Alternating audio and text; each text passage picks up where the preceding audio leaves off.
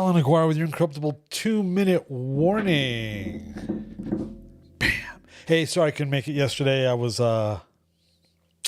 being a human. I had human issues. Hey, we are in James chapter 3, verses 7 through 12 today. We're talking about true religion, and we're going through the book of James. For every kind of beast and bird, of reptile and sea creature, can be tamed and has been tamed by mankind. But no human being can tame the tongue. It is a restless evil, full of deadly poison. Remember, we talked about how it's a fire ignited by hell. With it, we bless our Lord and Father, and with it we curse people who are made in the likeness of God.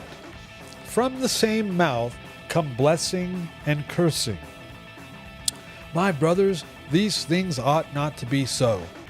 Does a spring pour forth from the same opening both fresh and salt water? Can a fig tree, my brothers, bear olives, or a grapevine produce figs? That reminds me of a thorn bush can't give, when it comes to bearing fruit. Neither can a salt pond yield fresh water. The breakdown of the tongue by James is basically saying, look, it is what it is, and because it is what it is now? It's a restless evil, full of deadly poison, lit by the fires of hell. We're talking about the tongue, and because the tongue is going to do what the tongue does. That's why earlier James said, if you could tame the tongue, you could tame pretty much anything when it comes to your human earth suit body and the way it works. So,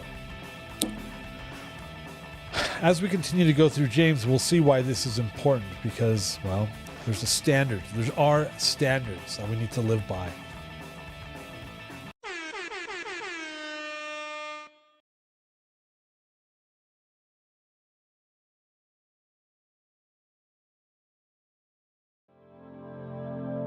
The views and opinions expressed during our broadcasts are solely those of the broadcast producers, hosts, and/or guests, etc., and are not necessarily the views or opinions of the Travelog Network, its sponsors, or affiliates.